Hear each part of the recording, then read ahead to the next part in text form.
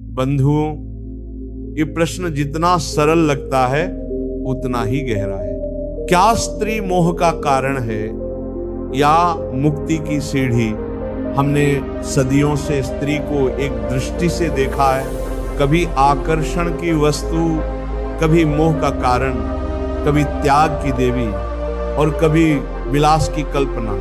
परंतु आत्मा की दृष्टि से देखा जाए तो स्त्री न मोह है न मुक्ति, वो तो दर्पण है जिसमें पुरुष अपने संसार और संस्कारों को देखता है। जिसे तुम प्रेम समझ बैठे हो वह अगर तुम्हारे अहंकार को सहलाता है तो वह मोह है, पर जो तुम्हारे अहंकार को तोड़ता है वही सच्चा प्रेम है। और स्त्री वह सच्चे प्रेम की पहली परीक्षा है। जिस राम ने सीता को छोड़ा वह त्याग नहीं था, वह मर्यादा थी। पर सीता ने क्या किया? उन्होंने मोह नहीं किया, उन्होंने अयोध्या त्याग दी, पर श्री राम को हृदय से नहीं निकाला। सीता केवल एक स्त्री नहीं थी, वह त्याग की आत्मा थी। वह स्त्री के भीतर छिपे आत्मबल का प्रतिरूप थी। बंधुओं, स्त्री मोह की प्रतीक नहीं है। हमने ममता को मोह समझ लिया है। ममता जिसमें त्याग है, सेवा है, मर्यादा है। मोह जिसमें अधिकार है, अपेक्षा है, बंधन है। जब श्री कृष्ण रास रचाते हैं तो गोपियां मोह नहीं करती, वे तो भक्ति करती हैं। स्त्री जब देह से ऊपर उठकर चेतना में जीती है तो वह मुक्ति का माध्यम बन जाती है। एक ऋषि हिमालय में तप कर रहे थे। स्त्री पास से निकली, साधारण ग्रामीण स्त्री। ऋषि की आंखें खुली और उनका मन चंचल हो गया। वो बोले, माया है ये, मोह है स्त्री।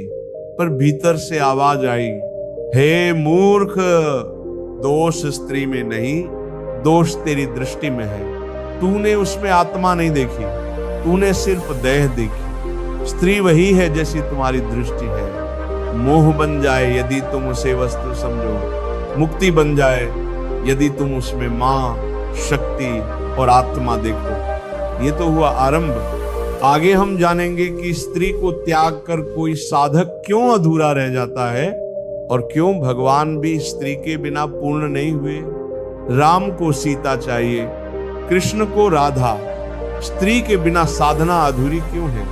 जिन्होंने स्त्री को त्याग दिया वे तपस्वी तो बन सकते हैं लेकिन पूर्ण नहीं, और जिन्होंने स्त्री को भोग लिया वे राजा तो बन सकते हैं लेकिन योगी नहीं। तो फिर रास्ता क्या है? न त्याग पूरी तरह, न भोग पूरी तरह, बल्कि समझदारी और साधना से युक्त संतुलन। भगवान भी अधूरे थे, राम अकेले नहीं सीता राम, कृष्ण अकेले नहीं राधा कृष्ण, शिव अकेले नहीं शिव शक्ति। जब ईश्वर भी स्त्री के बिना पूर्णता को प्राप्त नहीं होते तो हम जैसे साधक कैसे सोच सकते हैं कि स्त्री अवरोध है? नहीं बंधुओं, स्त्री बाधा नहीं, परीक्षा है। वह मार्ग नहीं रोकती, वह मार्ग दिखाती है। स्त्री को देखकर मन क्यों डगमगाता है? क्योंकि मन अभी भी वासना में है, उसने अभी तक प्रेम को नहीं पहचाना। जिस दिन स्त्री को तुम मां, बहन, शक्ति, भक्ति के रूप में देखने लगोगे, उसी दिन स्त्री तुम्हारे लिए मुक्ति का साधन बन जाएगी। एक और प्रसंग, यशोदा और कृष्ण। कृष्ण भगवान है, परंतु जब तक मां यशोदा की गोद में है तब तक वे बालक हैं। वह स्त्री यशोदा उन्हें संयम और ममता सिखाती है। मां ने बांध दिया उस ईश्वर को जिसने त्रिलोकी को बांधा हुआ है। स्त्री अगर मोह है तो कौन ईश्वर बंधना चाहता है उसमें? वह तो भक्ति है जो बंधन को भी प्रेम बना देती है। सती की 3 भूमिकाएं एक साधक के लिए। 1, प्रेरणा। जब स्त्री सती की तरह त्याग करती है, साधक को तप की प्रेरणा देती है। 2, दर्पण। जब स्त्री को देखकर भीतर काम उठे तो मन के दोषों का दर्पण बन जाती है। 3, संगिनी। जब वह लक्ष्मी की तरह साथ देती है तो जीवन की नाव पार लगती है। स्त्री एक ही है, पर कभी मोह का कारण बनती है और कभी मोक्ष की राह। फर्क उस स्त्री में नहीं, फर्क उस भाव में है जिससे हम उसे देखते हैं।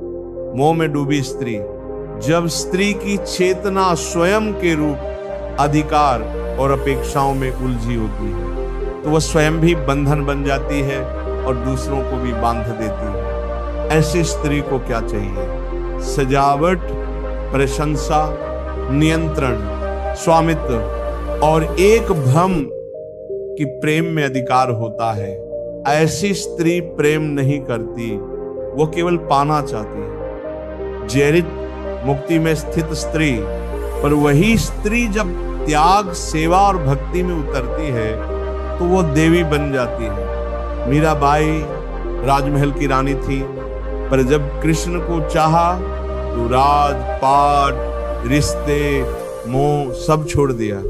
मीरा मोह नहीं थी, वह कृष्ण की साधना थी जिसने प्रेम किया पर अधिकार नहीं जताया। अनुसुईया जिसने तीनों देवताओं को बालक बना दिया पर कभी अभिमान नहीं किया। गार्गी जिसने याज्ञवल्क्य जैसे ऋषियों से प्रश्न किए पर कभी अहंकार नहीं पाला। मुक्ति में स्थित स्त्री वही होती है जो पुरुष की परीक्षा नहीं लेती बल्कि उसे परमात्मा की ओर मोड़ देती है। स्त्री का एक और रूप प्रकृति, प्रकृति भी स्त्री है। वह कभी समुद्र की तरह विकराल है, कभी वसंत की तरह मधुर। जब पुरुष सिर्फ आनंद लेना चाहता है तो प्रकृति उसे निगल जाती है, पर जब वह प्रकृति के साथ साधना करता है तो वही प्रकृति उसे प्रभु तक पहुंचा देती है। स्त्री अगर मोह है तो पुरुष क्यों गिरता है, और अगर स्त्री शक्ति है तो पुरुष क्यों चढ़ता है? इसका उत्तर स्त्री में नहीं, पुरुष की दृष्टि में है। ने स्त्री को क्यों साथ रखा? क्या ब्रह्मचारी ही श्रेष्ठ है? जिसे लोग संसार का बंधन समझते हैं, भगवान उसे अपने हृदय में स्थान देते हैं। स्त्री यदि बंधन होती तो श्री राम सीता को क्यों स्वीकार करते? श्री कृष्ण राधा को क्यों अपना प्राण मानते? भगवान और स्त्री का संबंध कोई सांसारिक बंधन नहीं है। राम सीता, राम ने वनवास स्वीकार किया पर अकेले नहीं गए, सीता साथ गई। क्या ये मोह था? नहीं, सीता का साथ एक स्त्री का त्याग और राम के जीवन में धर्म का संतुलन था। जब अग्नि परीक्षा आई, सीता मौन रही क्योंकि मोह नहीं था, केवल कर्तव्य था। राधा, कृष्ण ने राधा से विवाह नहीं किया, फिर भी उन्हें संसार की सबसे महान प्रेमिका कहा जाता है। राधा कोई स्त्री नहीं थी, वह तो भक्ति की चेतना थी जो कृष्ण को देह से नहीं आत्मा से चाहती थी। राधा ने कभी प्रश्न नहीं पूछा तुम मेरे क्यों नहीं बने, क्योंकि उन्हें ईश्वर चाहिए था ना कि अधिकार। क्या ब्रह्मचारी ही श्रेष्ठ है? बहुतों की धारणा है कि स्त्री से दूर रहना ही मुक्ति है, पर क्या ये सच है? नचिकेता ने ब्रह्म विद्या पाई क्योंकि उसकी दृष्टि स्त्री को परीक्षा नहीं पारगमन समझती थी।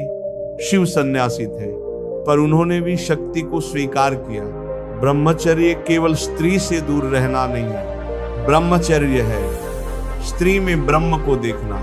प्रेमानंद महाराज की शैली में संदेश, स्त्री को देखकर तुम्हारा मन चंचल होता है तो दोष स्त्री में नहीं तुम्हारे चंचल मन में है। स्त्री को देखकर तुम्हारा मन शांत होता है तो समझो स्त्री अब साधना बन चुकी है।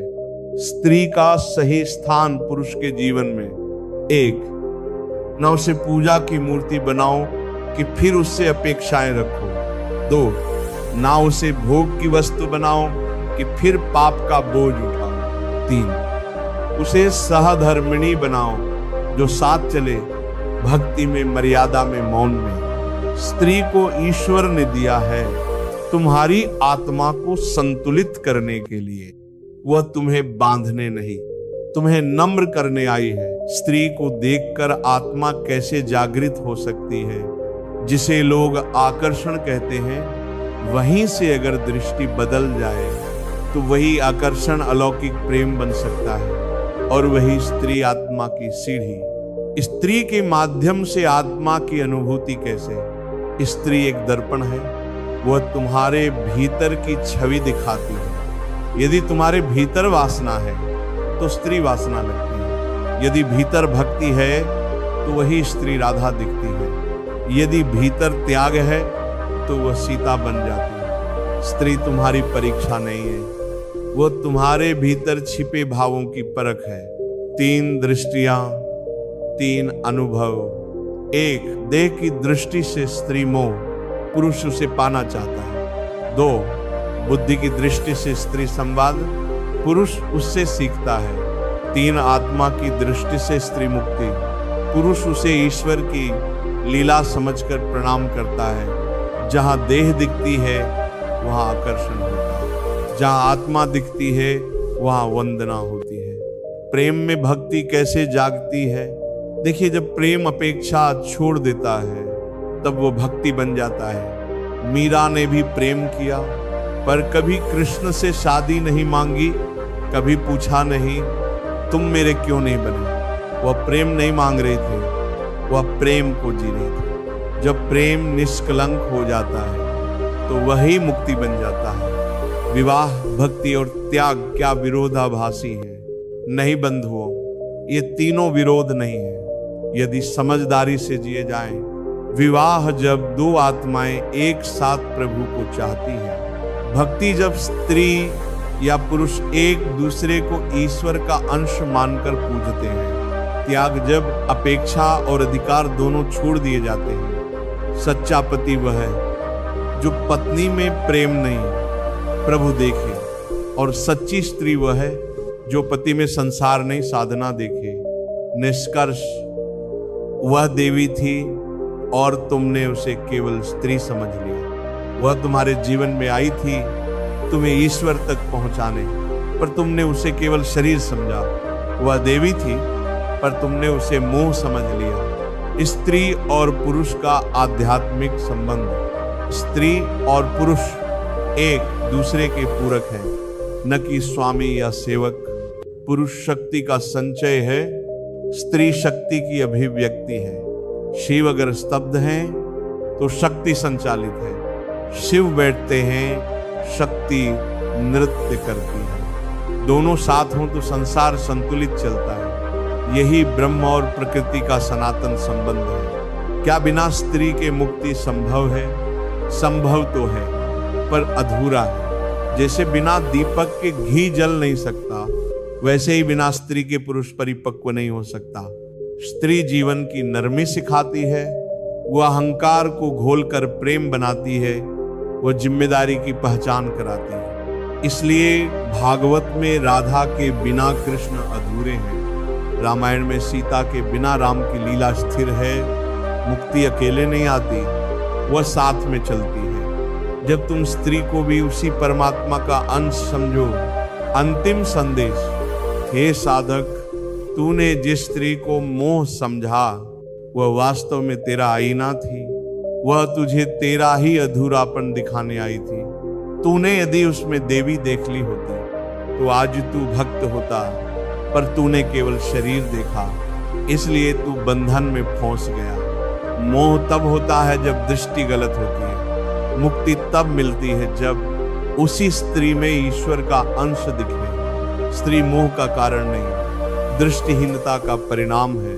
और जिसने उसे मां, शक्ति, सहधर्मिणी मान लिया, वह संसार में रहते हुए भी मुक्त हो गया। स्त्री न मोह है न मुक्ति, वह तो एक अवसर है आत्मा को पहचानने का। सब कुछ निर्भर करता है दृष्टि पर। जब दृष्टि शुद्ध हो जाती है, स्त्री प्रेरणा बनती है, प्रकाश बनती है। राधे राधे।